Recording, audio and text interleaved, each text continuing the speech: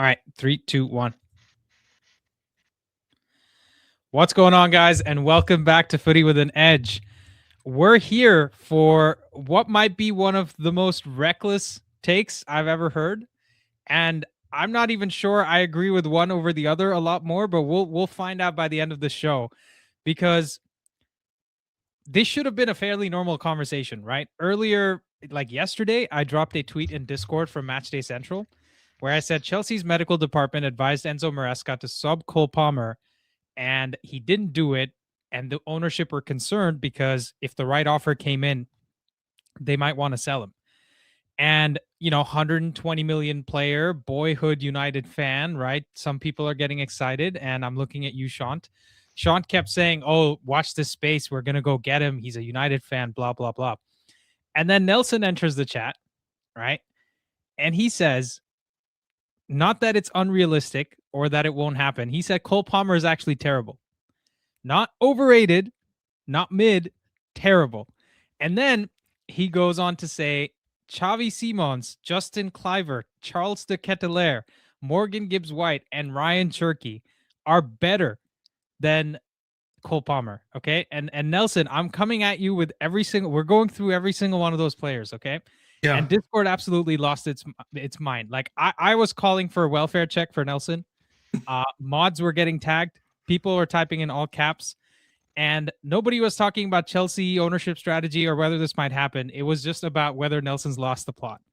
So now there are two names that he put up in the list that are maybe not up for debate, but we're still going to talk about them, which is Jude Bellingham and Jamal Mousiala, which he did include in that list. But the rest of that list is where, things start flying into fireworks. So the question today is, has Cole Palmer become so good that people are now overthinking or not rating him properly? Or has Nelson actually exposed something that most of us are missing? So it's going to be Nelson versus Ed today. And let's see, stats, eye test, system fit, output, consistency. We're going to talk all about it. Guys, how we doing? So in this discussion, I don't think I even have to be here. So I'm going to let my boy, the chair, go against Nelson, and it's still going to win. So you guys have a good stream. Go ahead, chair. No, I think it speaks for itself. One player is inevitable, and the other player is undigestible. That's all I'm going to say about this. Okay, got it. So, guys, we have a full structure set up for you guys, okay? We're not just going to go into this blind. We have a certain story narrative that we want to weave around this topic. And the first thing we're going to do is we're going to talk about locking the frame, right? What does Cole Palmer actually do that we can all agree on, right? What are his attributes that we like or dislike? And I want to hear from Cole Palmer's agent first, and then we'll go to Nelson. So, Ed, what is it that Cole Palmer does? What do we like about him? Why were we so offended by that Nelson take? So Cole Palmer plays football better than 99.7% of the human population. Let's say 99.9% of the human population. He would work in any system. He could play multiple positions. Like I said, that left foot, dangerous. He could cut in, he could pass, he could shoot, he sees the game, he's tall, the physicality is there, he can dribble, he could get himself out of spaces. He's not a luxury player like Xavi Simons is, right? Like, that's a guy you buy to be like a backup that could come and give you maybe like an assist every 6 games. No, we're going to talk about Xavi Simons. Let's keep it on Cole Palmer right now. Let's just talk about what he's good at. What team wouldn't want Cole Palmer? Apparently United, according to Nelson. Why wouldn't we want Cole Palmer? Go ahead and tell me. No. Let's talk about the positives now. Let's talk about the strengths. So I'll give you the one positive that's for sure. He's even better than Simons. Finishing. His finishing is elite. I have no discussions there, and that's about it. You don't think I don't want to go down the rabbit hole because all of these things you said, I have retorts for them, but I think finishing, he is clearly one of the best attacking midfielders, for sure. Okay. I think it might be better than Jude. If I may, because you guys are chomping at the bit to get into the meat and potatoes of this discussion. if I may, right? The few categories where I want to think about, and I'm happy to set the tone for this: off-ball intelligence, tempo control versus chaos creation, reliability on end products, so finishing, durability, availability, and tactical obedience across roles. So right wing, 10, false 9, all of the above. Across these topics, do we think Cole Palmer is good? And I'll tell you my opinion, and you guys can react to it, because I know we're itching to go towards the Xavi Simons comparison. Yeah. For me, off-ball intelligence, I think Cole Palmer, in decision making, in terms of which runs to make, how to make it, to run the show when he has the ball or when he doesn't have the ball, he's very good with it, right? Tempo control, chaos creation, he never shies away from getting on the ball. On his day, right? Even if you want to put the injuries, whatever, on his best game, he can control everything that happens with the team. Like, the game runs through him. He is Chelsea's Bruno Fernandes for all you can think of, right? And even with Reece James playing at his best, even with other players playing at their best, his end product, Nelson's already said, finishing is excellent, right? Also, I think he has a very good eye for vision. Like, his assists are also very good. Particularly, one thing that I like about him is that he can play the reverse pass very well. He disguises the reverse pass very well, right? When he's like at the edge of the box or something and someone's making a diagonal run towards him, he'll turn, look the other way, and play the reverse pass. I love that about him. Even Mbumo's been doing that this season. I love it. The big question that comes in with Cole Palmer is the durability / availability, and we will get into that. Okay, so like you said, his end product, his beginning, middle, and end product is way better. In this class, there's a valedictorian and there's a special ed player. I'll let you choose which one is which. So we have a guy that has above 140 football IQ and a guy that has sub 60 football IQ. Cole Palmer. I think that's rough on Cole Palmer. I know he doesn't speak well, but you need to... Cole Palmer sees the pitch at a higher level. It's like getting a QB that's 5'5" or getting a QB that's 6'5". Who would you want? You want the guy that's taller that could see the pitch, not the little dwarf running around trying to beat his man one-on-one and not succeeding. I want the guy who completes a pass. That's who I want. Cole Palmer completes passes. If he had a striker that wasn't Jackson, right, he would have had an extra 5 or 6 assists that season. Because I don't want to talk about the negatives. I will talk about the positives now. The passing stats between Xavi Simons and Cole Palmer are literally identical. You can go down and check. I looked at FBref the whole of last night. And you're saying Xavi Simons is a good passer? Yeah, I'm saying both are good passes. A good passer. Yeah, both are good passes. So good finishing, finishing better with Palmer. Yeah, and they're both equal on passing, right? So are you looking at Xavi Simons in the Bundesliga stats, or are you looking? I'm looking at all of the stats we have, because technically we only have 3 seasons or 2 seasons worth of Cole Palmer, technically, because we have the 23-24 season, last season, which he was injured for half of this season, and he's kind of injured this season. So we don't really have a lot of data for Cole Palmer, which is one of my big things that I was going to talk about. And then we have more data for Xavi Simons. No, but we have more data for Cole Palmer in the Premier League. Yes, we do have more data for him in the Premier League. But for sure. Also, what we have for Cole Palmer is the eye test. He passes. I agree, and I'll provide the eye test for you. Just wait. You'll see my point of view. Okay. We'll get there. We'll get there. So here's what I'm talking about. Right, we're almost 8-9 minutes in. Before we jump deep into the who is better, and we're gonna go through every player, and Nelson's gonna be in the spotlight, and I'm not taking the piss here, right, guys? I want, the floor is open for me to be convinced, and I don't care if Ed is convinced. I don't care if anyone else is convinced. I want me to be convinced, right? This is I'm the judge here. I'm the captain now, okay? And so I need to be convinced, and I'm keeping my mind open. So the next thing I want to talk about is 2 players you mentioned in that list, Nelson, which is Jude Bellingham and Jamal Musiala. I think those are 2 names that we would look at and probably think, okay, those guys are better than Cole Palmer, right? As ridiculous as the other names might be. Now, tell me what you think it is that Jude and Musiala are better than. Now, this Ed is a Bayern fan, so I'll let him talk about Jamal Musiala. You tell me about Jude Bellingham. Well, Jude is better in every single thing you talked about. Cole Palmer, Jude is better. He's a better passer. He's a better scorer. If you look at the level that he's playing at, it's clearly a higher level. In every single team he's gone to, he has. Let's go one by one. Let's go one by one. Yeah. In terms of attributes. Attributes. Let's actually use Ed's points. Who's bigger? Jude's bigger. Who's got more moments, shall we say, in games? You saw the finals. Goals. Jude Bellingham has carried Real Madrid. He was pivotal during Borussia Dortmund's run. And to me, I think outside of Mousiala, he is the best under-23 player by a mile. I don't think there's any attribute that you can put for Cole Palmer that you can use for Jude.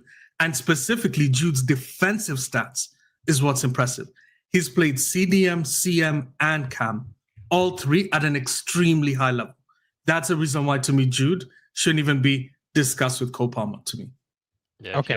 If this was only a Jude versus Cole Palmer debate, but go ahead. No, hold on. Can I just respond to that? Because I don't think it's such a given, okay? Because here's my point. Has Jude had a better career and more durability than Cole Palmer so far? 100%. He's 100%. Playing for Real Madrid, right? He made a big move to Dortmund. He was carrying that team, and now he's gone to Real Madrid. My concern from the Jude Bellingham side is that he has spent too much time with Vinny Jr. And now in last season and maybe this season, I'm seeing a different side of him that wants to be petulant, right? That wants to, bitch and moan on the pitch.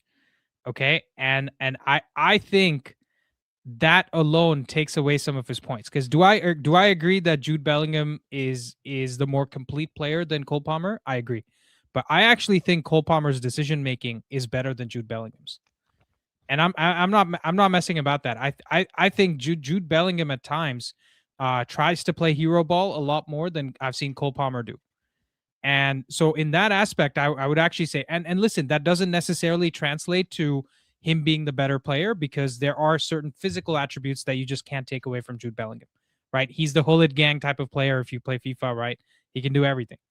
But I'm just saying, decision-making, final third specifically, I think Cole Palmer is clear. Jude Bellingham also this year has had the Cunha curse of releasing the ball way too late. Like you said, hero ball. And I think that hurts him a lot. But also Jude Bellingham, for his team, loses the ball in a lot more dangerous areas than Cole Palmer does. That's because he's required to play. But that's the hero ball as well, right? Yeah, of course.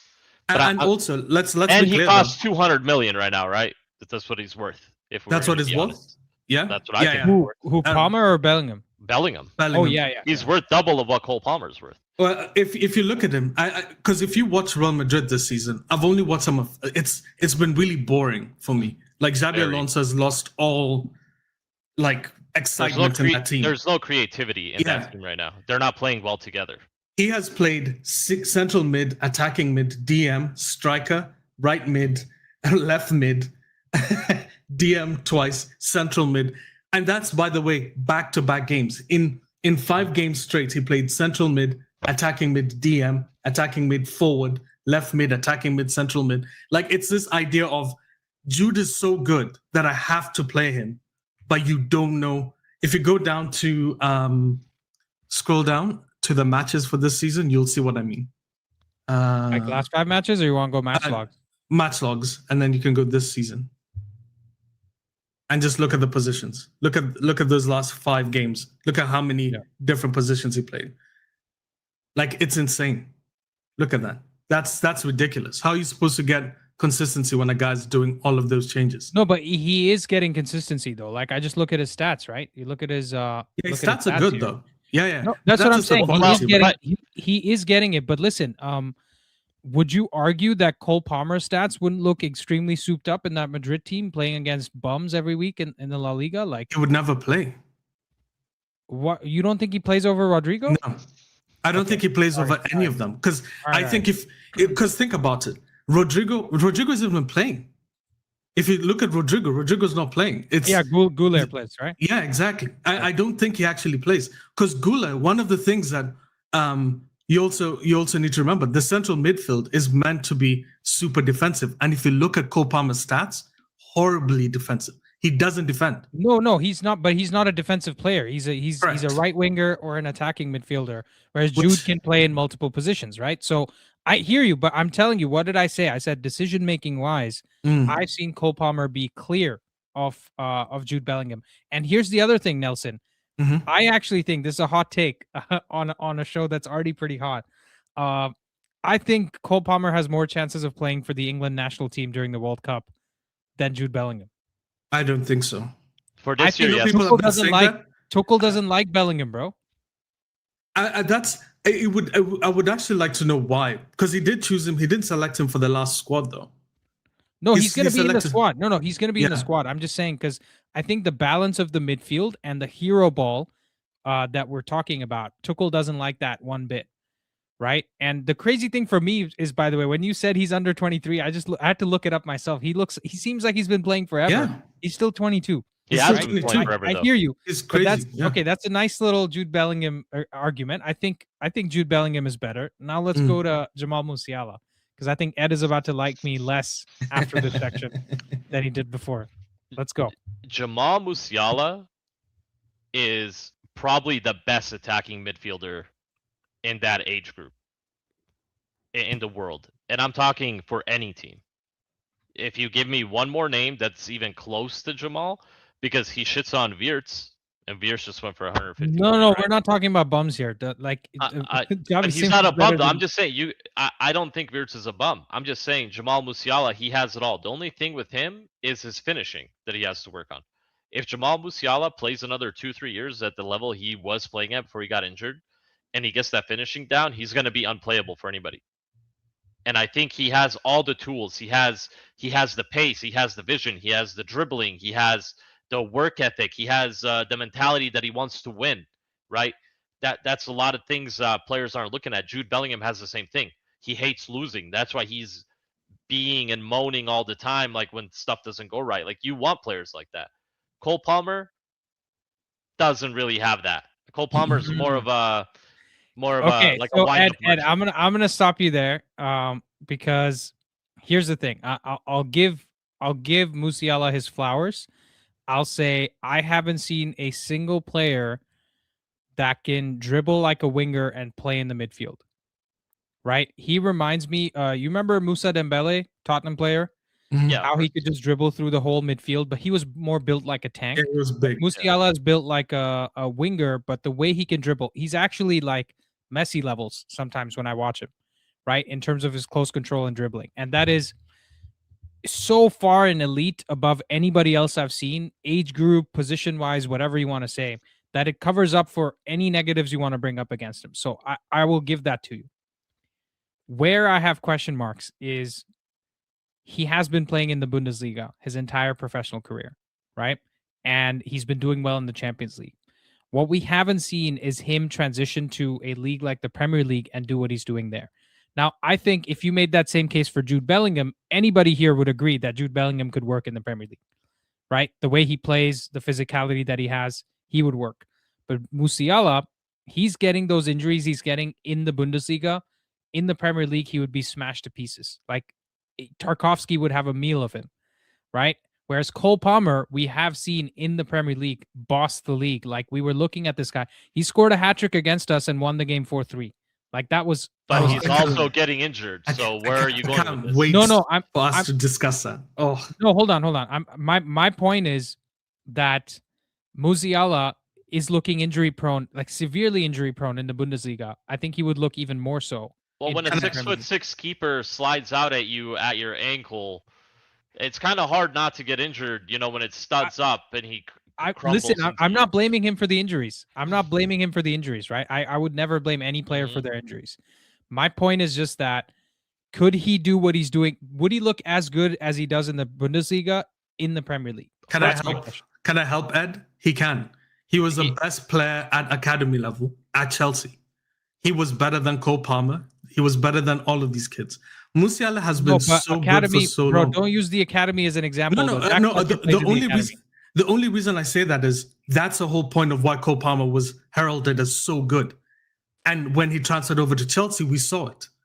Musiala did the same thing. He moved from the Chelsea academy, goes to Bayern Munich, and plays at a level where, let's be honest, Serge Gnabry, the reason why he was playing left wing is because Gnabry was injured and he had to play. He had to be shifted from attacking mid to left. That's the whole point. Bayern have used them like in various different. We've even played him at striker before. Oh yeah, true. He's also played center mid. He's also played center mid. Of course, he's played center mid. He's played CDM. He plays everywhere. There is no ball carrier like him. No. You know how Queen takes agree. those big touches? Musiala takes the smaller touches and keeps it closer to his feet. He's more Messi-esque in dribbling than any other player I've seen. Yeah. But and you can't replicate that. The ball is still round in the Premier League. The way the players dive in is still the same in the Premier League. He can still dribble around. If Ryan Cherokee is dribbling around people, Musiala is going to dribble around people. Yeah. But Ryan Cherokee, to be fair, is more physical than Mousiala is, right? He's built more round or whatever you want to call it, right? I don't think so. He eats a packet of Papadoms right before every game. That's fine. That's fine. Listen. My point is actually not that Jamal Musiala wouldn't look good in the Premier League. Yeah. My point is that he would look just as good as Cole Palmer is looking. So it's not. He's not clear of Cole Palmer. He is so clear of Cole Palmer. It's not even close. In the Premier League, though, we are lucky this is not a Cole Palmer against Musiala debate, because everybody would be on the Musiala side. If you right now, United, if they said, hey, which one would you want for the same amount of money, Musiala or Cole Palmer, who are you taking? I would take either of them. That's my point. No. You have to choose one. You only have enough money for one. I would take either of them. I would take Cole Palmer. I would take Cole Palmer. Seriously. I'm just saying, for me, here's the thing. I rate Premier League proven. That's my point. That's the only point I'm making, that I rate Premier League proven. And I'm not saying, I didn't say Jamal Musiala has half the value. I didn't say that. I'm giving him his respect. I even started it by saying exactly what you said, which is Messi. He's the only Messi-esque dribbler I've seen play in the midfield, right? And we've seen who's the other player that has elite close control? I'd say Bernardo Silva, right? When he first came to the Premier League, elite close control. In fact, there was a video ESPN did almost 10 years ago where they talked about Bernardo Silva, based on the touches he takes and based on the profile of play he does, is the most underpaid player in the world, because Messi was the highest paid player at that time, and he played most similar to Messi, was their analysis. So people are saying Bundesliga is not a best league. You have one of the best midfielders to ever play in the Premier League, Kevin De Bruyne, developing in the Bundesliga. You have probably the best. He was in the Premier League before that, though. Haaland. What do you mean? They thought he wasn't good enough for the Premier League, and they sold him, and then he comes back. Yeah. Well, no, you can take examples of Heung-min Son. You can take Firmino as well. Those guys are translated. A lot of people. Listen, the classic number 10 is dead in world football. It's coming back a little bit with Nico Paz. The best classic number 10 in world football is Mousiala, hands down. But Mousiala reminds me of old school. Hold on. Can I bring your mind back to a certain midfielder that finished second in the Ballon d'Or named Vitinha? Who didn't look good in the Premier League, but went and finished second in the Ballon d'Or. Does that make Vitinha a bad player? No, it doesn't.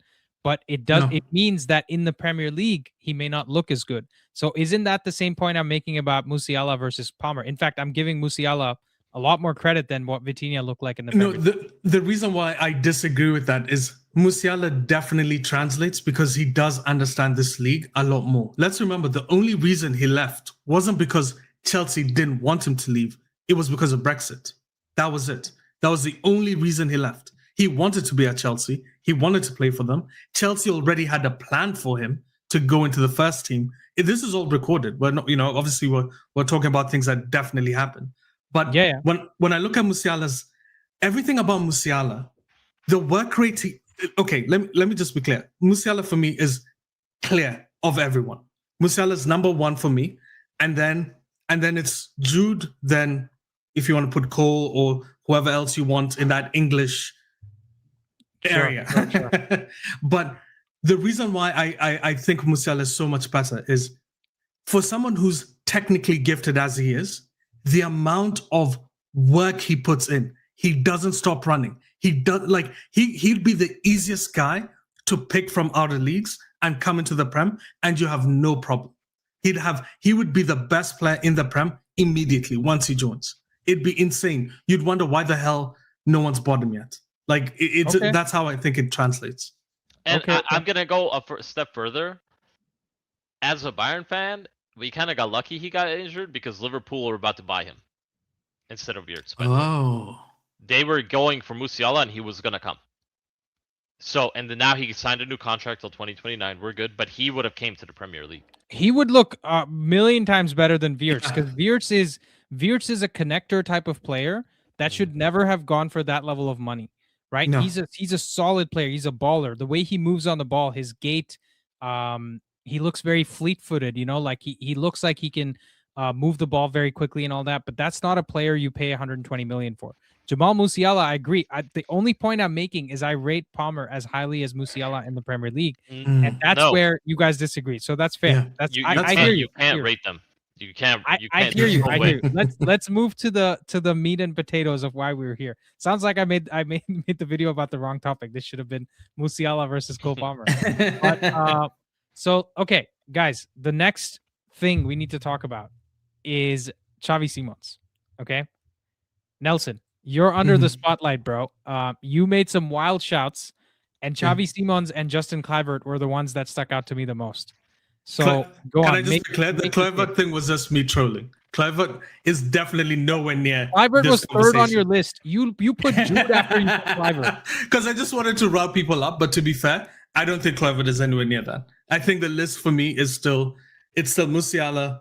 The guys who I genuinely believe are better than Cole Palmer. Okay, go on. Give us your ranking. Give us your ranking. Yeah. It's Musiala, then Jude, and then it would be Xavi Simons.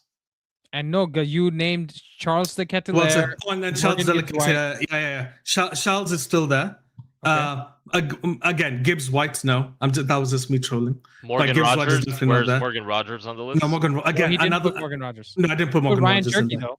I put Ryan Cherky. Ryan Cherky is definitely better than him. So hold on. It's the players in contention here are Musiala, Jude, Xavi Simons, Charles de Ketelaere, and Ryan Cherky. Yeah. So these are the 5 players you put over Cole Palmer.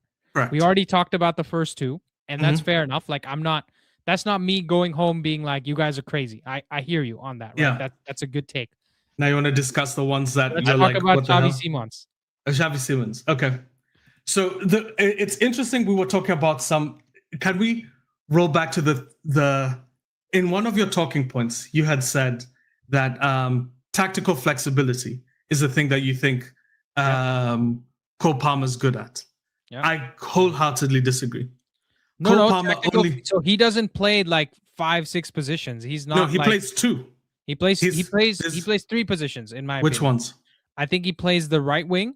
He plays the attacking midfielder, and he plays the false 9. I think those 3 positions. 100%. When I looked at the stats of how many positions he's played attacking mid, he's played right wing, and I think he's played like a total of 3 games as false 9. You can go check. He can play it. The manager may not have chosen to play that formation much. He's also played in a back 3 where he plays the right 10, right? So he's played different positions. Those 3 positions you can't argue that he can't play. Here's my point here is when he's a 10, his output is actually really, really good. His goal scoring stats. Okay. When he plays right wing, it falls off. You can go check. I think last season he didn't score a goal when he was a right winger. Okay. He only scored once he got moved in. You remember that 4-3 game that you were talking about that I wanted you to say because I was expecting Ed to say this game. Okay. That 4-3 game, it was 2 penalties that he scored. And then 1 goal when he was moved to the 10, when Noni Madueke came in. Okay? Your point being what exactly? My point being, whenever he plays on the right wing, he has 0 output. And by the way, just so we're clear, of the 22 goals he scored, none of them are pens. 41% of his goals are penalties. Pen merchant. Wait, say that again? Of the 22 goals he scored in the 23-24 season, none of them were penalties. Okay. So that's a 41% ratio of just open. So he only scored 13 goals in open play. Is he not supposed to take the penalties? I'm Like, sorry what's your that point? a Prem team trusts a player to No, put away but a that's penalty. this is we're talking about if we're assessing someone as an attacking midfield I'm player. trying to hold on. I asked you the question. Tell me why Yes. Xavi Simons is better than Cole Palmer. I have and to you're telling me why explain. he I have to scored more explain penalties. my whole points as to why one player is better than the other. One of the reasons why Xavi Simons is better is two things. You actually said something like it was a negative, like being a connector is a negative. Being a connector is one of the things we're missing in our team right now. We lack someone who connects. That's what Xavi Simons is. Xavi Simons plays as central mid, central attacking mid, right wing, left wing, false nine. When has he played central mid, bro? He's never played center mid. Let me ask you a question. Did you watch the Netherlands and England game? What position did he play? Bro, I don't care about international football. No, but you're bringing that up. I give you an answer. You say no. I said in the Netherlands and England game. Okay, hold on. He scored the first goal of that game. Here's the thing. Let me ask you something. When I asked you if Cole Palmer can play the false nine, yes, your point wasn't that necessarily he's only played 3 games there. When I told you that conceptually it made sense, right? Based on his attributes, based on what he does, based on the tactics that he can adapt to, that makes sense. I'm saying his Xavi output Simons drops. is not a central midfielder.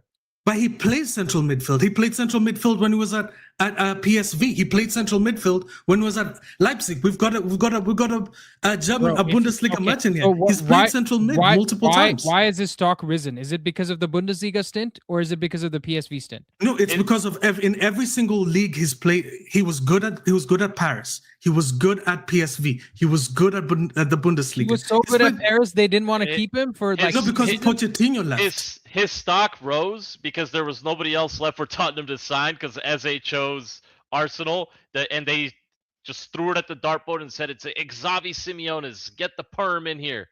I think a lot of you guys don't seem to look at his stats and assess how good of a player he is. No, bro, I'm looking at the eye test. Listen, Nelson, I do so many. I look at so many stats on this channel. I'm not opposed to looking at stats. Mm-hmm. You know this. Mm-hmm. My point is that Xavi Simons, when I look at the eye test, first of all, you're talking about PSG. PSG sent him on loan like 3 or 4 times. Okay, yes, after they signed him from the Barcelona academy, never gave him a chance in the team.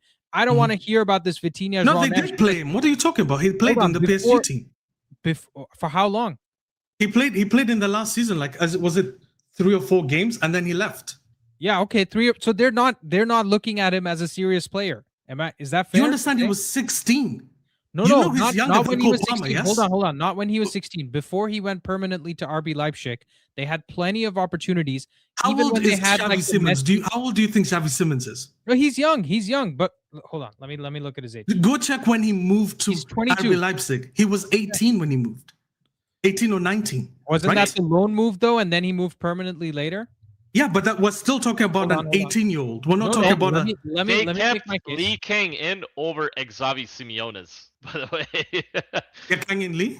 Yeah. They kept him over Xavi. Think about it. Just think about that. Okay, listen, he is not going to give you that output that you think he's going to give you that he did in the Bundesliga. He had a Wunder season because he was a Wunderkind, right? He is a TikTok footballer. He is not a results footballer. He plays on the left-hand side for a very poor Tottenham team, and he doesn't even make them better. He loses the ball. He puts them in terrible defensive situations. He is not a hard-working player. Cole Palmer works harder than Xavi Simons. Cole Palmer That's a lie. No. Now he wins more aerial duels. He's better in the air. Please provide the FB ref for Xavi Simons and look at his defensive numbers. I don't want to talk to any referees. Compare that with Cole Palmer because he just completely lied there. Xavi Simons' work rate is clearly higher than what's his name? Than Cole Palmer. Cole Palmer doesn't defend at all. We've never seen him defend. Hold on, you just said, according to your hypothesis, you said Xavi Simons is a central midfielder. He plays 3 positions. Talk about Cole Palmer as a central midfielder. No. Right? Okay, we're moving all over the place. Let's just consolidate the argument here. Okay. One person has more tactical flexibility than the other. One's output drops when he switches positions. The other doesn't. One plays in multiple different teams. Wait, hold on. What output are we talking about? Go look at Cole Palmer's stats when he plays right wing. He doesn't score. Why don't we look at Xavi Simons' stats this year? Yeah, please go and check. Go look at Xavi Simons' stats wherever he plays. It's the same output. Please go and check. Go and check. He's got what? In this season, he's played 9 games. He started 9 games, has 1 goal, 2 assists. Right? How many games has Cole Palmer started this season? He's played 834 minutes. 834. That's 9 games, right? Yeah, that's about 9 full 90s. It's full not 90s. That, it doesn't mean he started that many games, and he's got 1 goal and 2 assists. It says he started 9. That's what FB ref says. He started 9 games. I'm just looking at 834 minutes is roughly 9 full 90s, right? Okay, like more or less. It's maybe he's come off in 5 minutes earlier, whatever. Yeah, and that doesn't mean he's played 9 full games. That just means over the 14 games he is featured for 9 full 90s, right? He scored 1 goal. He's got 2 assists. And here's the problem, Nelson. The eye test tells me he's ass. The eye test. You bring in all these stats about him at PSV. What's your eye test?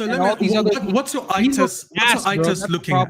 What's your eye test telling you? What are you looking for? My eye test is telling me that he cannot adapt to the physicality of the Premier League. My After eye test 9 is telling games, me. You're giving me 9 games. So Šeško isn't good enough for you then.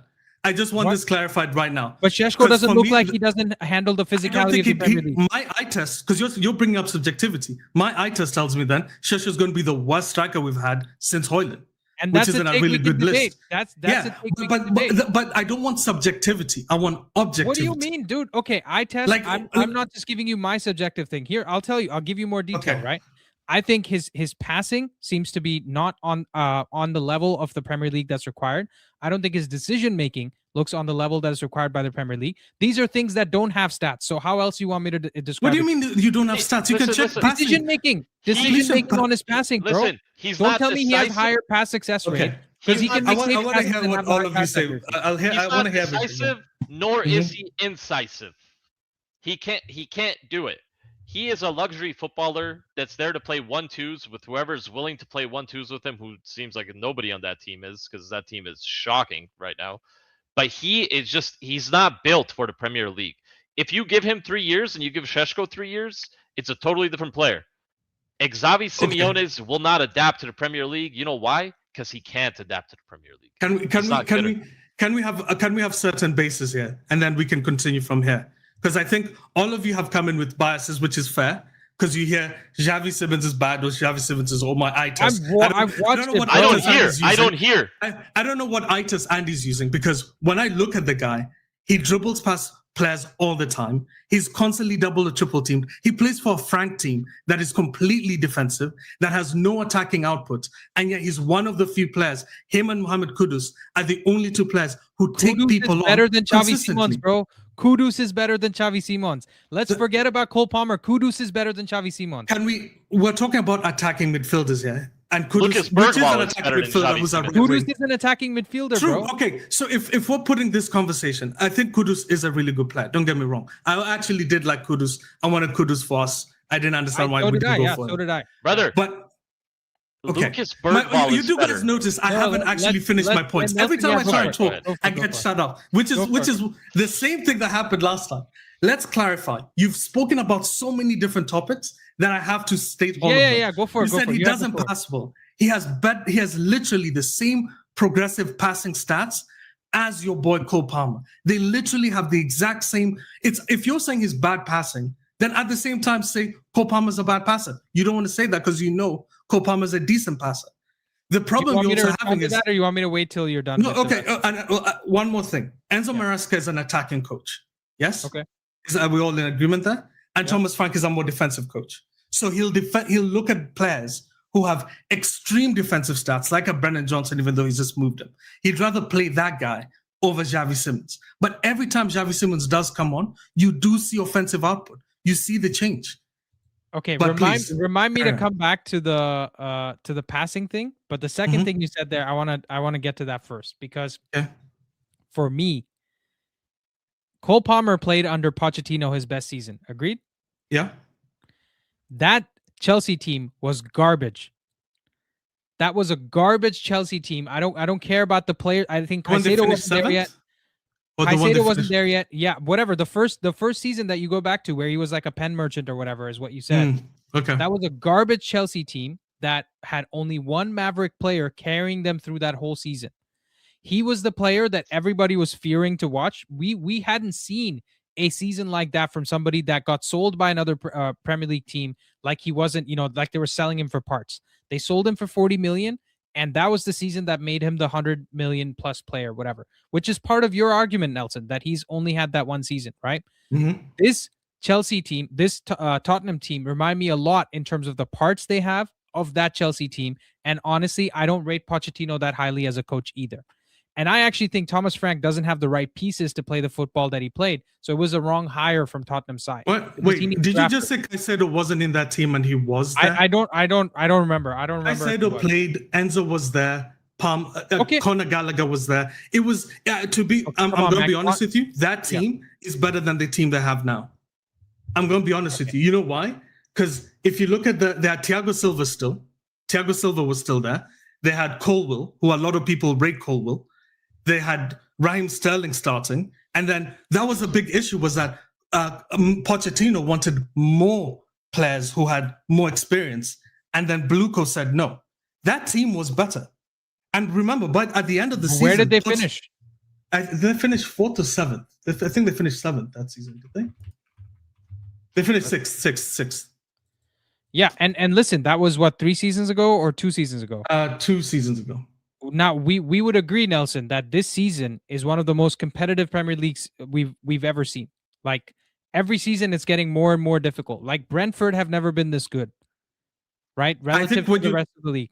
Richard put something in the Discord that said the top teams have dropped in quality, while the mid-average teams have increased a little bit. Well, but so the top teams are dropping because the middle teams are becoming better. That is the sign of competitiveness. No, I think it's the quality. Like if Kevin De Bruyne leaves, the best central midfielder in the league left. Okay, just stick with me for this hypothesis, okay? I don't, because we're arguing about too many. Yeah, let's. I want to hear what your argument is. Yeah. Just stick with the hypothesis that the Premier League is the most competitive it has been. All the smaller teams also are getting better in terms of the floor, technical floor, physical floor. Everything is improving. There's more teams using long throws. There's been never been long throws and set pieces that are more important than this year. And those are attributes that a team that is worse in terms of quality can use to beat a team that's better in terms of quality. Agreed? Yeah. Set pieces can be horrible to defend against. You can just have, a really bad team come and beat a good team as well. So for those reasons, I think the Premier League is much more competitive this year than it has even ever been before. And now you're looking at Thomas Frank, who's struggling to use a team full of luxury players, in my opinion, that want to play Ange ball, that are trying to play under Thomas Frank. So part of that, I agree that Xavi Simons may look a little bit better with a coach that wants to play the system that is suited to the set of players that are there. My problem is Xavi Simons has been billed as, before he came to Tottenham, even I was excited about Xavi Simons, the player.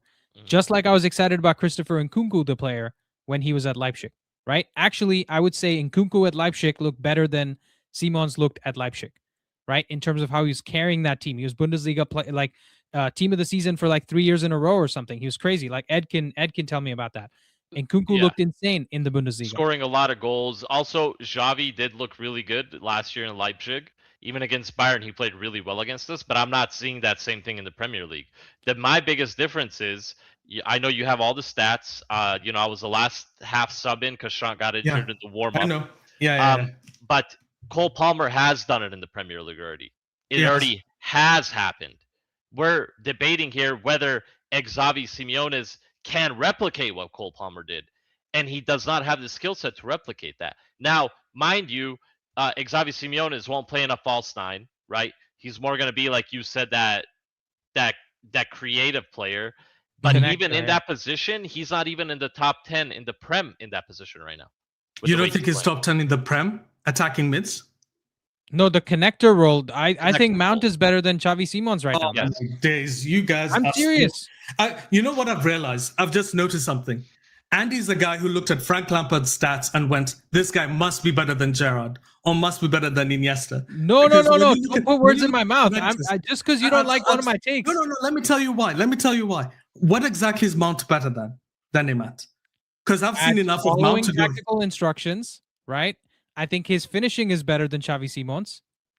Mount's finishing is better than Xavi Simons. You don't think Mount follows tactical instructions? Every coach he's played for loves Mason Mount.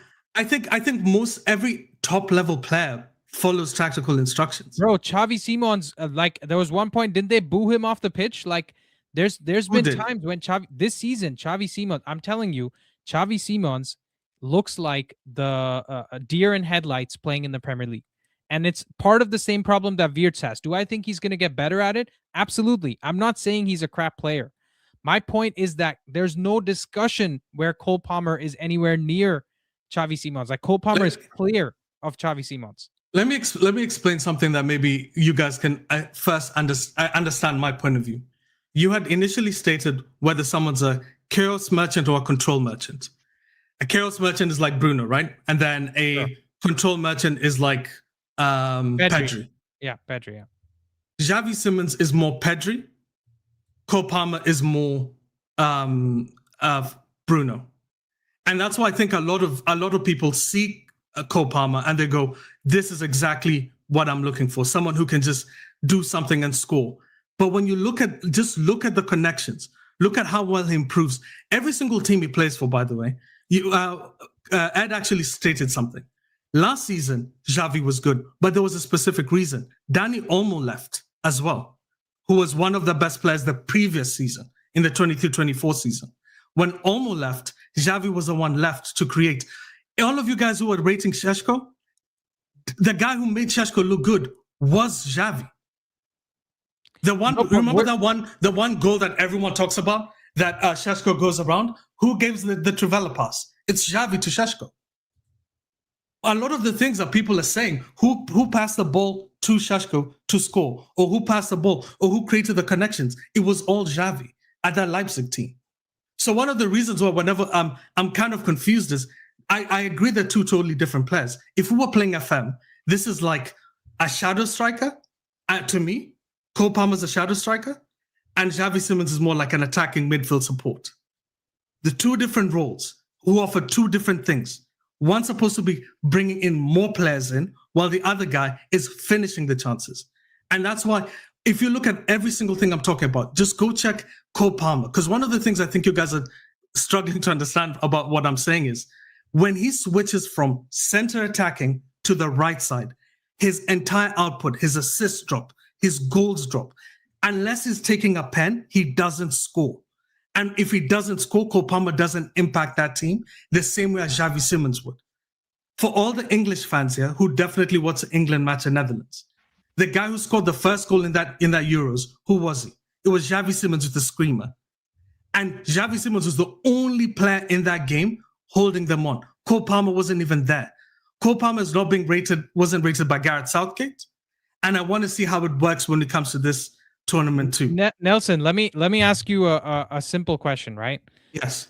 Cole Palmer, you said he had one good season. Am I right? Yeah. He had one good season, yeah. So last year he didn't have a good season. No, because it was cut short. We didn't know. Okay. So last year, Cole Palmer, if I've triple checked, I'm looking at the same transfer mark page. Yeah. He played 37 games in the Premier League. He had 15 goals and 9 assists. Is that not a good season, according to you, for an attacking midfielder? To be fair, it is a good season. He had what, 4? Do you think Xavi Simons gets 15 goals and 9 assists in his Tottenham career in one season? Oh yeah, if they change managers, yeah, 100%. Okay, so at some point, Xavi Simons is going to do that. I disagree significantly. He does not have the finishing to score 15 goals. He might get 10 assists. That I agree with. He might get 9 or 10 assists. But that is Cole Palmer's second best Premier League season. Cole Palmer's best Premier League season, pen merchant or not, he scored those goals. He scored 22 goals and had 11 assists in 33 games. So last year, when you're saying he was injured for half the season, he actually had more games played last year than he did in that 22-goal season.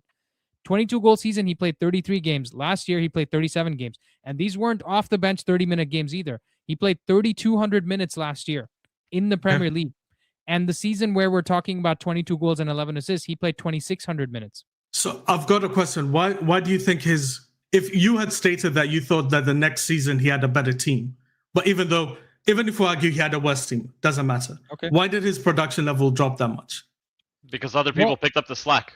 Yeah, it's first of all, it's a team game, right? My point is, I think he had an above, like way above average season the first season he played. He was blowing people out of the water. That's what grew his value so much. And then last season, what he had is still an elite Premier League season for an attacking midfielder. And he would have had way more assists if he had a striker that could finish. Yeah, because he's playing with Nicholas Jackson, exactly. We're talking about Xavi Simons like he's had elite strikers in front of him. He hasn't. But you said, hold on, you made the argument that at Bundesliga, when he was playing with good players in an attacking team, he was good. I said the reason he played much better last season is Dani Olmo left, and a lot of the attacking output had to come from him. And a lot of the times, you can go check how many times Šeško missed, how many passes Xavi gave to Šeško.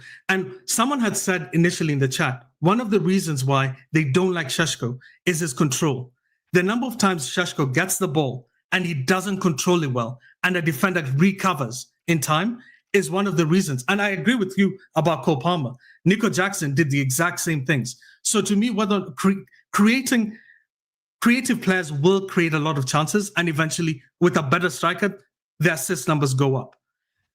Regarding the 15-goal season, he has shown over and over and over again, he gets 10-plus goals if you give him time and if you play an attacking formation. The problem with Frank is Frank's reliance on playing defensive players, you will see, will hamper someone like Xavi Simons. Okay. But let's be honest, Thomas Frank is being discussed as being fired. If he gets sacked and they bring somebody else, you will see I'm telling you, Nelson, would you agree Ange Postecoglou is one of the most attacking coaches that were in the Premier League recently, right? Like suicidally attacking. That's all he knew. Ultra attacking from minute one.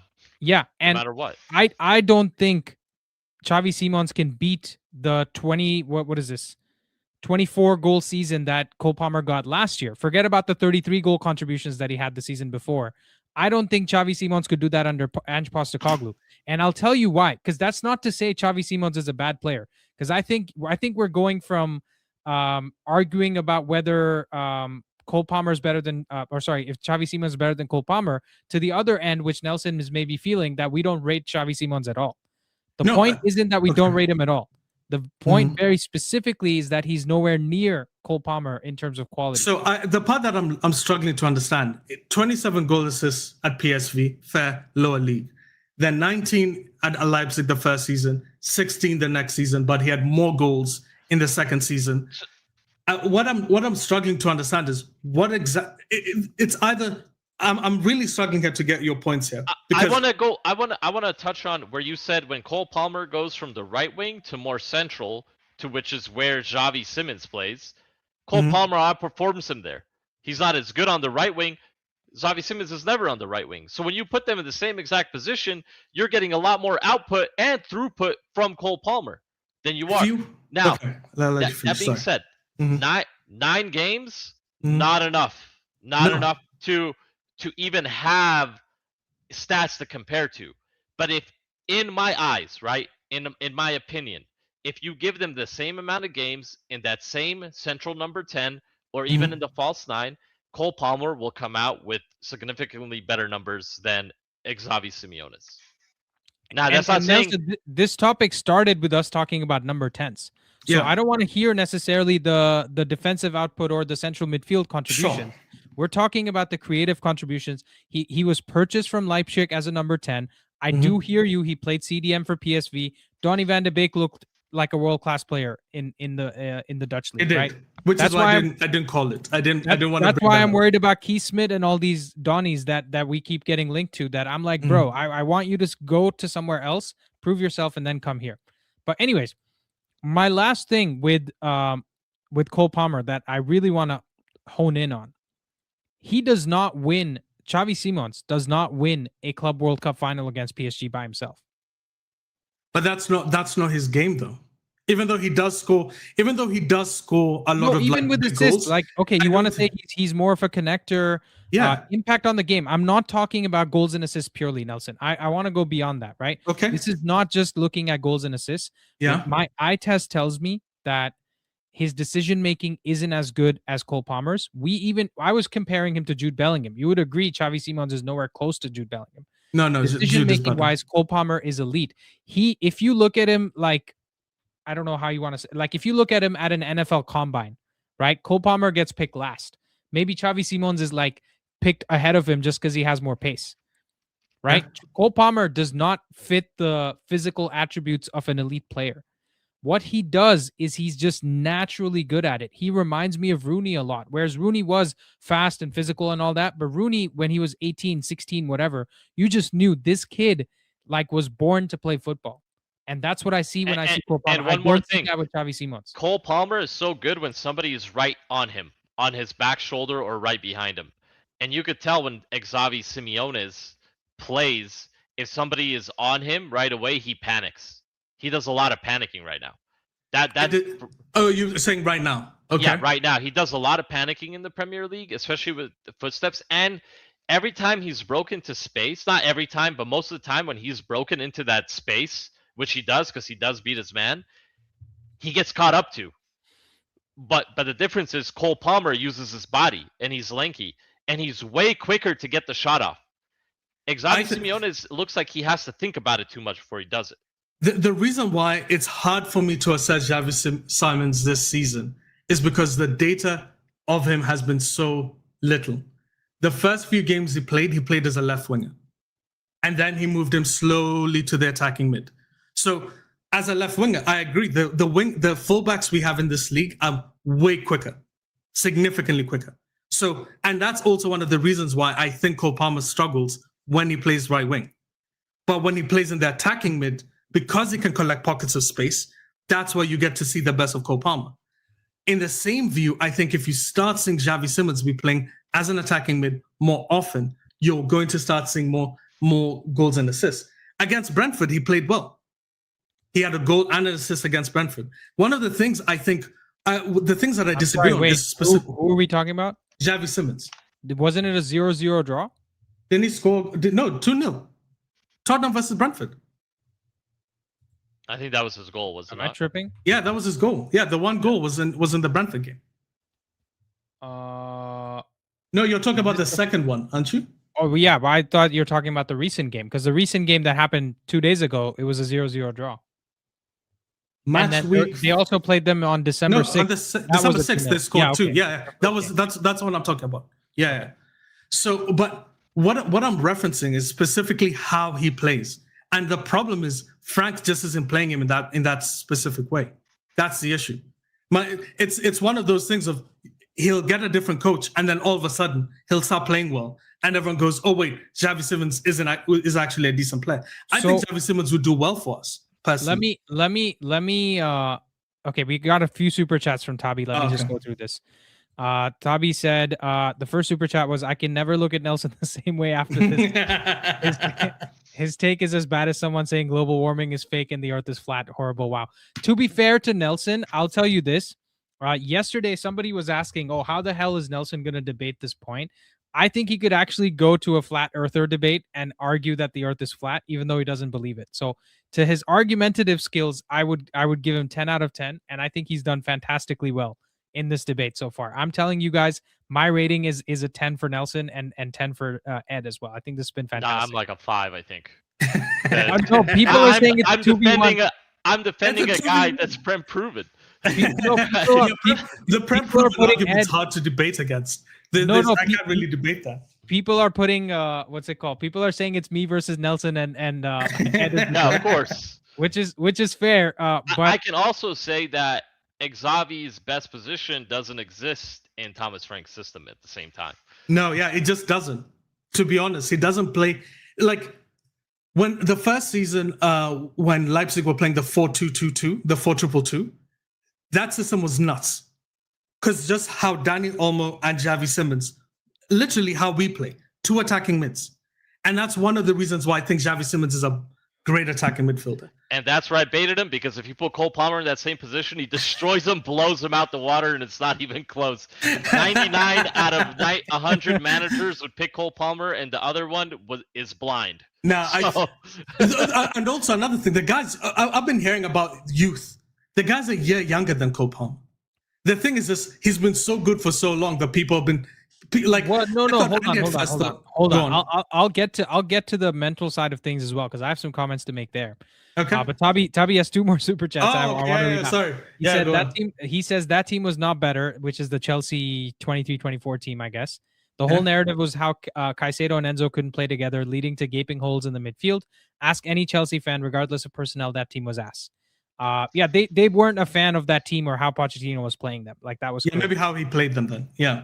It's the Xavi- same team. Yeah, and he says Xavi will never score 15 Premier League goals. The idea that he's a finisher on par with, say, Frank Lampard is rank nonsense. Also, Palmer on the right is significantly better than Xavi on the left. And here's the other thing, Nelson, which is you have said, as if it's true, that he's not good on the right-hand side. Brother, Yeah. I know Ed watched this game. Mm. Bayern played Chelsea earlier this year in the Champions League.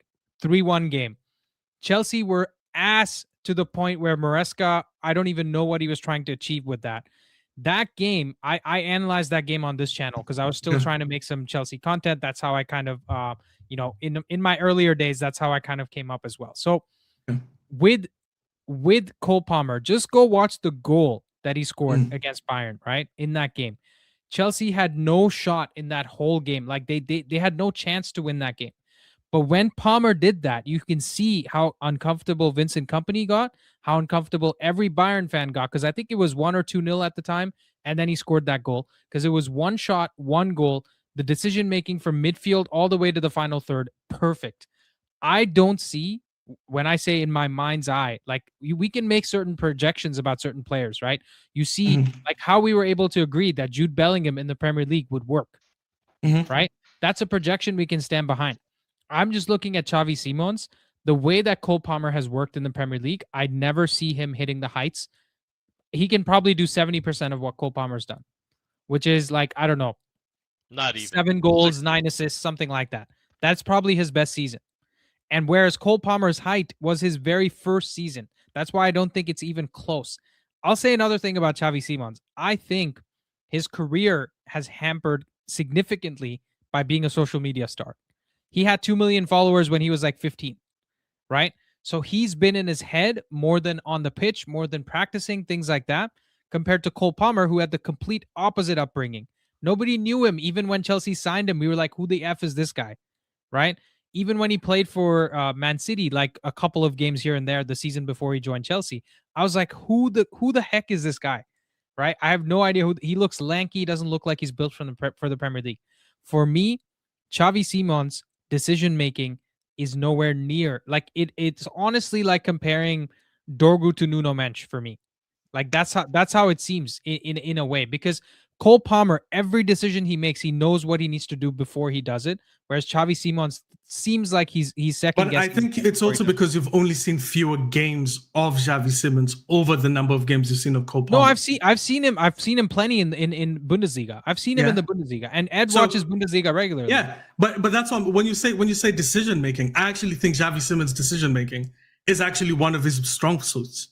It's one of the things he's actually good at. When he has less pressure on him in the Bundesliga, I agree with you. Cole Palmer would score crazy more goals than this guy in the Bundesliga. If Cole Palmer went and joined Bayern, like he would be killing it. Yeah, but he wasn't at Bayern. He was at Leipzig. Put him at Leipzig. So let me put it to you this way. Let's just say both of them played 10 games and neither of them scored. Who would you think, and one of them is bound to score in the 11th game, who would have the higher chance of scoring? Palmer or Simons? Higher chance of scoring would be Palmer. Thank you. Inevitable. Yeah, but I don't look at him as just a scorer. I think that's an argument though. It's like you know what you just made the argument? The argument of if you put Modric and Lampard in a game, who has a higher chance of scoring? Lampard. But when you look at how the game is actually being dictated, no. But the way I see it is one guy can afford to be selfish and the other guy cannot afford to be selfish. And in my team, if I have a number 10, I want him to be a little bit selfish. Somebody that could take it into his hands and on his feet. Not a guy that has to pass the ball. Let's change the argument. Who would make the assist to score the goal? I say Xavi Simons is better. It would be any day. Cole Palmer. He'll attempt to make the assist. Clear. But Cole Palmer will actually make the assist. No, and Xavi Simons will just attempt to make the assists. I'm just saying it over. We've seen more data of Xavi Simons being a creator as opposed to enough data of Cole Palmer. You have one season, and yes, to be fair, you have 2 seasons of Cole Palmer. 2 really good seasons, and 2 this really is good the seasons. only season he's been hampered by injury. So in the 3 seasons he's Cole been in the Palmer's had Premier a League, lot of injuries. I thought he's had quite a few. No, bro. I'm telling you, I in the think right season now before he played 3,200 minutes. He's playing for a team that doesn't want to give him more than 70 minutes as well right now. And I think that is the dumbest thing ever. Also, Nelson, hold on. The injuries he has this year, how many games did he freaking play last year, bro? He played the whole season for Chelsea, 6 games in the Conference League, 1 game in the FA Cup. He played 3,600 minutes before the Club World Cup and played another 600 minutes in the Club World Cup. So to be fair, last season I was completely wrong. Last season, it's the end of the season that he got the hamstring injury. And the start of this season, he's had what? Groin problems. Yeah, this season he's been injured, but it was also crazy amounts of minutes last year. So my point is 2 of the seasons where he's been injury free, relatively speaking, because 3,200 minutes in the Premier League, not everybody's Bruno, right? 3,200 minutes is a lot of minutes in one Premier League season. 37 games is you literally missed 1 game. And to get 15 goals and 9 assists and get Chelsea were in the top 4 last year, right? I don't have the number of minutes Xavi Simons played last season. He was their best player. He was their best player. And the thing is, I'm not arguing, is Caicedo better at his position than Palmer is at his position? I would say so, right? But the impact an attacking midfielder has on the team winning is far higher. That's why you have the Ronaldos of the world making the big bucks, and you know the Modric will make a lot of money, but it won't be at Ronaldo's level. Oh, okay. I've got multiple questions here. Like, because I think it depends on the style of attacking midfielder you guys prefer. And from what I'm hearing from the 2 of you, you keep preferencing the goal argument as opposed to. No. So here's my thing, Nelson. Here's my thing, right? I want to go away from the goal and assist numbers, because it's too simplistic to say one person scoring more goals or assists. Yeah. I'm talking about impact on a game in terms of what you're doing. Because tomorrow, if you wanted to come here and have the argument of like, who's better, Frank Lampard or Ashley Cole, or so we could still have that argument, right? Because we're talking about impact on a game in the role that they're doing, like how well are they doing in that role? That's my point. So if we're talking, and that's not even that far a distance in between the 2 players we're talking about, right? For me, with Xavi Simons, he's a quality player that needs time to adapt to the Premier League. So I'm not putting my final judgment on him, but you have to agree that you're comparing somebody who's not only Premier League proven, but been one of the best attacking midfielders in the last 2 seasons, right? So I'm trying to understand all of this, because you guys lose me when it comes to such things. You said decision making. He had 2 assists against Bayern Munich last season. In the DFB Pokal, he had a goal and an assist. In the semifinals of the Euros, he scored the goal, even though England ended up winning. In terms of decision making, in terms of whenever you need someone the most, Xavi Simons shows up. We're not talking about why does Cole Palmer shows up more than Xavi Simons? That's what Xavi Simons literally showed up in a game that Cole Palmer didn't even play in the Euros. That's to do with the coach, though. Hold on, 2, Netherlands team they played in different leagues. We're talking different leagues here. Bayern Munich is the best team in that league. He outplayed everyone in that team that game last season. Ed can tell you, he probably watched that game. He was the best player that game. He was the best player in the How many teams has he outplayed this season in the Prem? And that's what I'm saying. Like, here's my argument then. If the argument is this season we haven't seen enough of Xavi Simons to say he is as good as Cole Palmer, fair enough. I'll concede that argument, because we only have 9 games in which he has been played in multiple different positions with a coach who clearly doesn't like him. Well, Cole Palmer this season has 500 minutes in the Premier League. He scored 3 goals already. Yes. Yes, and he has 800 minutes, a goal and 2 assists. Those are both 3 GAs. He's not getting to play my client doesn't get to play the full game. He doesn't get to finish out the game. Blueco is limiting him. I think he needs to nick a move. We're working on something behind the scenes. Maybe bring him to a real club. Not this club that has, Imagine we had a club where we could just send all our players we buy to play and managers, and then when we need somebody, we just say, "Oh yeah, hey, go ahead." And when they're doing deals, they're talking in the mirror. Yeah, 17 million for this. Yeah, this. Yeah. Imagine if we had that. Listen, my client is not happy where he's at. I think it's time for him to nick a move. Bayern maybe. We'll see. I don't know. I don't want to throw any names out there, but yeah, I just don't think in the situation that Cole Palmer's in with what he's shown to that club, I don't think he gets enough respect. I don't think Xavi Simons will ever reach that ceiling that Cole Palmer can reach. But the injury struggles, like you said, I don't even know if he was injured when they said he was at times. Because he has a broken toe now, but he had two groin injuries back to back. But there was a game where they subbed him out, and he was like confused, like, "Why are you subbing me out?" And then they tried to say he was injured when he wasn't injured. But no, they're trying to protect his value because they want to sell him, right? They've said that. That's where this whole debate started because I posted that. Yeah. That's why they want to preserve his value. Yeah. So Nelson, the point is in. I think Xavi Simons is also, to give you your dues. The problem, you're more likely to be wrong about this than right because he plays at Tottenham. 100%. By the way, right? I agree with you. I'm not disagreeing there. And he plays at Tottenham, but my point is, I think even if you put him in the same, like a hypothetical world, FM, you want to run 2 saves and replace Cole Palmer with Xavi.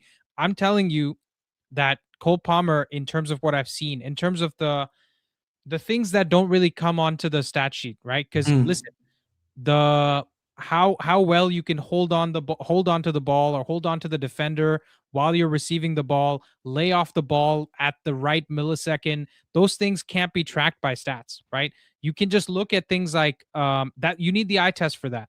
So I'm telling you, in terms of, and you said something very interesting with Jamal Mousiala when we were talking about him earlier, which is he's much more used to the Premier League than Xavi Simons is. Cole Palmer is the same. He's not only played in the academy, he's also played in the league. 100%. And he's gone out of City to go play for a rival team and been the main guy there, right? Caicedo came in for big money. He was expected to do that. Enzo came in for big money, expected to do that. Cole Palmer has tripled his valuation going to a club and been the main man. Nobody argues. You ask a Chelsea fan, they will still say, if they had to pick between a fit Cole Palmer playing every game and a fit Caicedo playing every game, I think they pick Cole Palmer over Caicedo. Oh, I don't think so. I'm telling you, because we haven't seen a fit Cole Palmer play every game at full pelt, right? And when he did that, he got 22 goals and 11 assists. Whereas Caicedo is in a position that doesn't give you the same impact as an attacking midfielder doing what Cole Palmer gives you. That's the only reason I'm saying that. I'm not saying Caicedo shit, right? I would love, if Enzo and Caicedo were our team, we're probably winning the league. So here's also one thing. You said when he played against Bayern, he played really well. I was more so when Bayern played against Leipzig, played like shit. Awful. Yeah. He played really well against when we were playing really bad. But Cole Palmer played really well when we were playing really well. Wait, right? the 3-3, I think at the end of last season, you guys started playing well. Oh, Bayern Munich, sorry, I should say. In that game, we were awful. You were awful, to be fair. But I'm saying in the games prior to that game, I thought you guys started seeing company's philosophy starting to go through the team a lot more. But I'm with you. I agree with you. You guys did not play well at all against Leipzig. And I think even Danny Olmo would have tore us apart. I think Cole Palmer would have tore us apart. True. But I agree. From my perspective, I just think Cole Palmer is a lot more dangerous, right? He doesn't have to be as tricky. He doesn't need Trivela passes. But I've got a question for you. Don't you guys think okay, let's say we're bringing them into our system. Our attacking midfielders need to track their runners. They need to have a lot more defensive responsibilities. Cole Palmer doesn't do that. But hold on though. That's also tactical instruction given because Frank is a much more defensive coach. Agreed? Yeah. He's going to ask Xavi Simons to do more of the defending. But he used to defend too in the other leagues. Yeah. But I'm sure the coach asked him. He's not just doing it out of the goodness of his heart, right? Whereas in Chelsea, he is the Maverick to such a point where he is their Salah, right? It's not. Hold on. Would you agree that Salah wasn't a lazy player?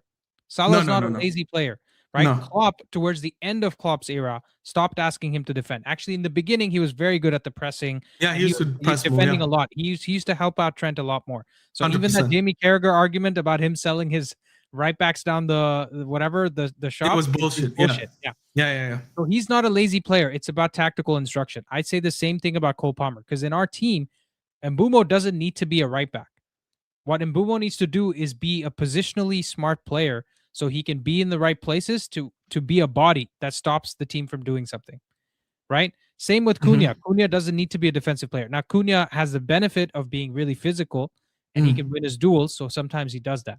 But Palmer in our team at the right 10, I would honestly take him over Mbeumo. I know that sounds crazy, but I would take him over Mbeumo. And I would love to have both of them play in that system and dovetail with each other because that would be, in a title-winning team, you have Mbeumo and Palmer fighting with each other for that right 10 spot. But you see, I look at PSG as the best example. You see the fact that they relinquish the whole idea of a player does not defend. Everyone has to defend. There are obviously levels of it. You don't need to be like Ousmane Dembele, even though he's an amazing presser at PSG, doesn't press the whole time. But the fact that you have to have defensive acumen to some extent, we just haven't seen it. Because the moment Pochettino came in, and Cole Palmer came into the squad, Cole was so good that season that he went, I'm going to relinquish a lot of defensive ability because we don't want you to get tired, is my point. It was a case of him being more dangerous when he stays forward. He stays farther forward. To drop deep. You know what it is? It's because he was the counter target.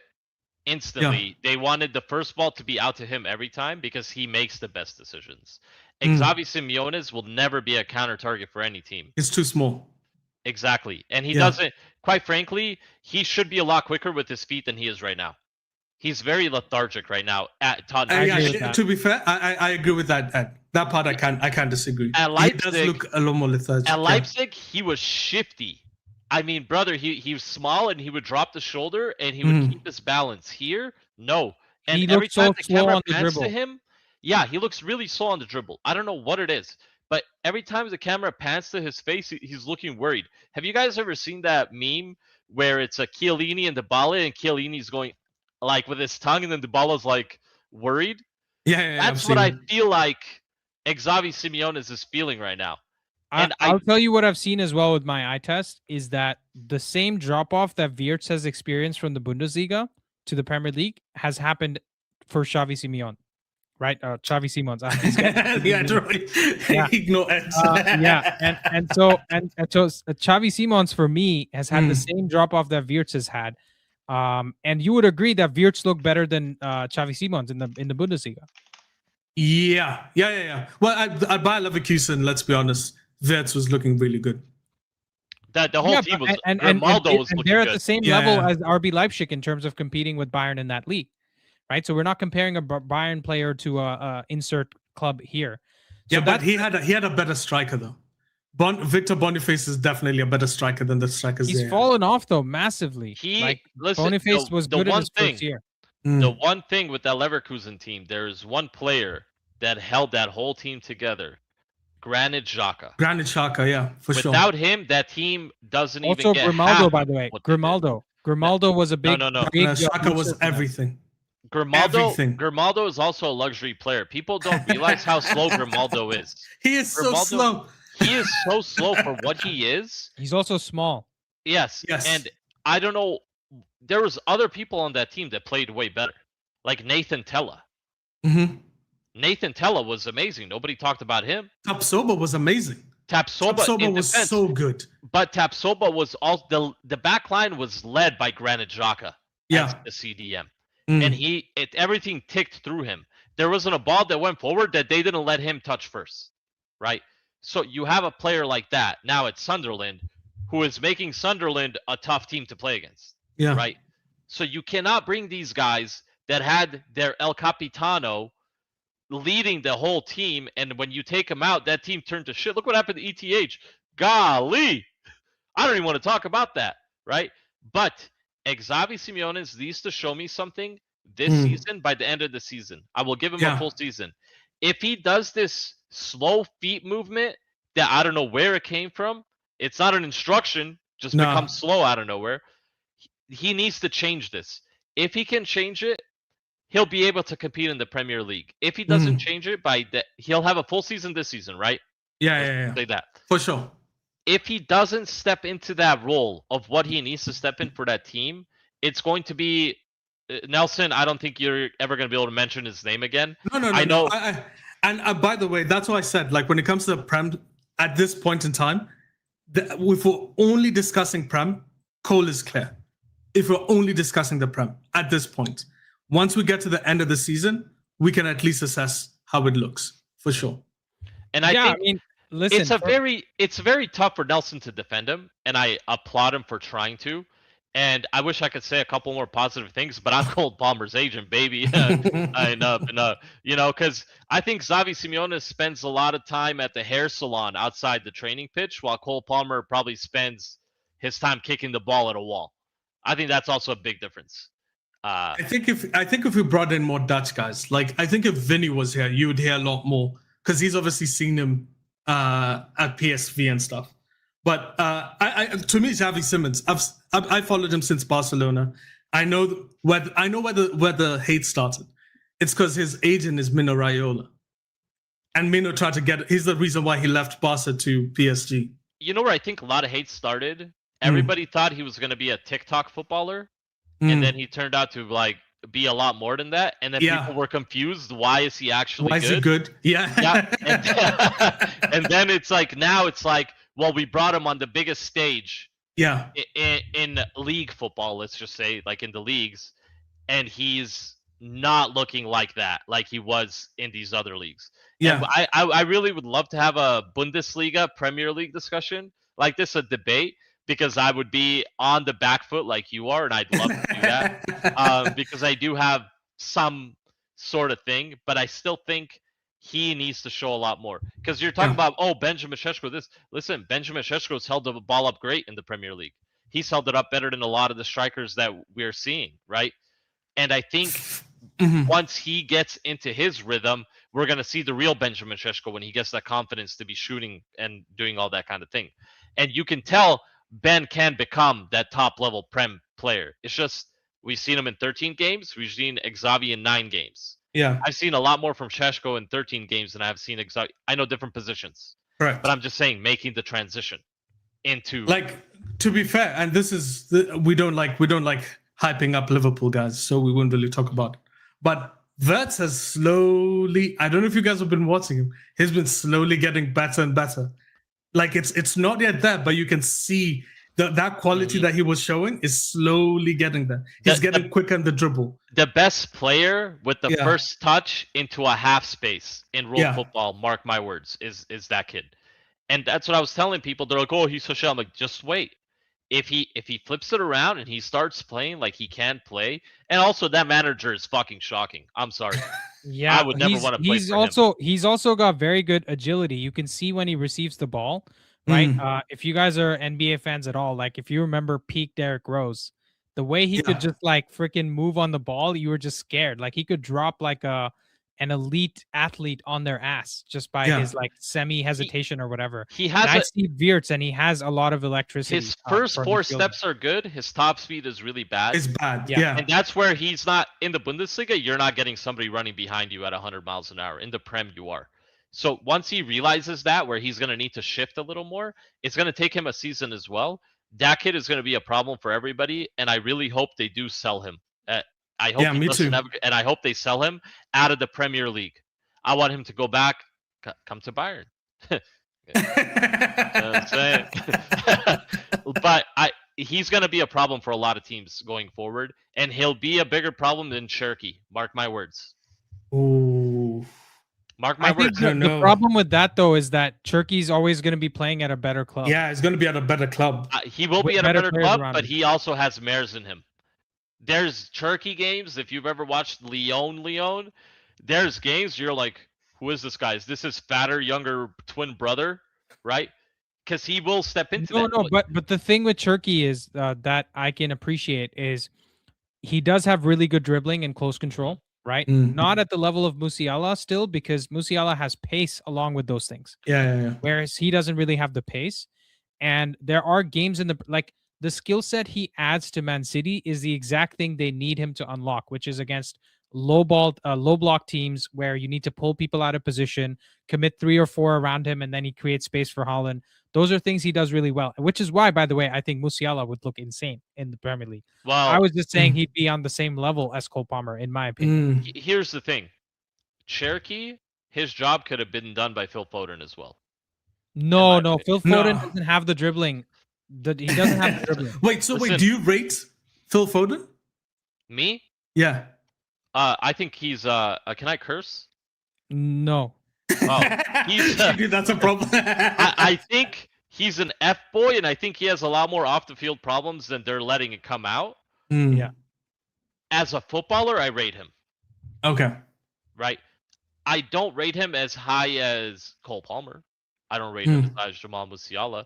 But I think that City team is so good, you could put Foden instead of Cherokee, and you would get almost the same results. If you put Florian Wirtz where Cherokee is, Florian Wirtz gets better numbers than Cherokee. Let's be honest. And if you put Cherokee on that Liverpool team, he's not as good. No. I don't think it works at Liverpool. I don't think it works at Liverpool for sure, but I think it definitely works in City. Just because of how that's because the way Pep has that vision of how exactly the guy's fitting into it. So he had accounted for all of those things. But well, when I see Wirtz play, actually, he does remind me of the things that David Silva did well. Yes, me too. So that's the reason why I think if Pep has someone like him, the ball goes a lot more through him, whereas Cherokie's more the final third guy. Because actually Wirtz is an excellent connector. He's also got the pace. I think what he's struggling with is he seems like somebody who's, one of those, like, as a kid, you're driving a bicycle on the street and you just go and hit a tree or something. It's not some major accident. You don't get a concussion, but after that, you're like dazed. You're just looking up and you're like, damn, what just happened? That's what he looks like in the Premier League. On a bike. What's that? I've never hit a tree on a bike as a kid. Whatever. Like I'm just saying, like you had, like, I don't know, maybe you're on a football pitch and you just get smashed by the ball, right? Somebody takes a shot and it hits your head and you're like taking a second to recover from it. Like that's probably happened to you, Ed, since you have some football. Yeah, of course. There's a lot of times where you that may be go an up example and you get can relate elbowed. to. I think for me, like, that's the situation I'm looking at and saying Wirtz looks a little bit like that. Maybe it takes him a whole season to recover from that. But you look at some of his chance creation numbers and stuff, he's there. He's there and thereabouts. Liverpool have been shit this season. The coach is also shit, doesn't know what to do with him, which is strange for me because clearly this guy was the guy you wanted to be brought in, right? Because a lot of Dutch managers appreciate German players, appreciate the Bundesliga, etc. So for me, I think, look, Wirtz is good, but we can agree that Cole Palmer is better than Xavi Simons. Oh, 100% easily. This season. Okay, we'll wait. I'll accept this season. We'll do a recap. We'll talk at the end of the season. Next time, I'll let you bring in made up numbers. You can make up your own numbers. I can make up numbers just for that. Yeah, I'll do that next time. Yeah. How about you do a projection of the numbers given how everything is gone? By the way, I had a whole PowerPoint showing all the numbers, and then I went, I was fully ready for this, and then I went, you know what? Let's just freehand it. I just think it was stacked against you, given one already has Premier League pedigree, and the other one was just brought into the dog kennel, and also to a bad team with a bad coach. Yeah, because Kudus looks awful in that team too, and he's a great footballer. He started well, and he's dropped again, like just because of this. Yep. By the way, once he moves, we'll see which coach they bring in. But I'm holding on my stocks for Xavi Simons. Everybody is having a coach carousel. They're just going around and they're bringing this guy in because I think they're about to fire Spirito as well, aren't they? Yeah, they are. They're about to fire him. What's his name? Oh, damn it. I don't want to mess his name up. I saw there's already a guy who's leading the race. Wait, Arsenal beat Bournemouth today. Yeah, 3-2. I didn't realize that happened. Yeah. I guess that happened once we started the show. Well, when you spend 100 million on one of the best center mids in the game, that's what happens. In the most when you spend the money in the most important position on any football pitch, which is the midfield, you get results. But when you spend money on Villa's actually second right now. Ahead of City. Yeah. That's crazy. Let's be honest. This second half of the season, they're gonna finish 7th, in my opinion. Oh yeah. They have one injury away. One injury away from it. Like Telemans was playing so well today. If he gets injured, they don't have a ball progressor. That's it. And they The run boy's into the gone. same problem we're in. Yeah, exactly. Yeah. You know. They'll play Buendia as the ball progressor. Terrible. Anyways, guys, we have I'm probably gonna skip the 5 p.m. show today because we have match day coming up tomorrow. Oh, yeah. But we will do the 10 p.m. Live call-in show, and it will be more about United. I think some people next fan debate will pick some United topics. Yeah, some United topic. Yeah, because I enjoyed this conversation. I do admit it was more me versus Nelson than Ed versus Nelson, and that's probably my bad. But at the same time, the debate's the debate. We have to talk about the topics that are in front of us, and I couldn't let Nelson get away with his stats. I had an hour to prepare for this, so I looked at 0 stats. Yeah. No, that's fair. And listen, what we can agree with on how is bad Xavi is, I don't need to look at stats. with Xavi Simons is a good player that can probably do well. Definitely outside the Premier League, he looks much better outside the even if he goes to La Liga, plays for Real Madrid, Barcelona. I think he looks much better than he does here. But in the Premier League, which is where it counts for me. One more point. I think in the Premier League, they're playing in quicksand, the Bundesliga players, when they come. Because it looks like their feet just get stuck in the ground and they can't move. Yeah. I don't know why that is. It's a different Part of it's to do with the pressure as well, right? Because everybody talks about the Premier League as toughest, this and that. So, sometimes when it isn't even the toughest, just because in your head you've lost the battle, it can be tough to do well. But anyways, guys, thank you guys for watching.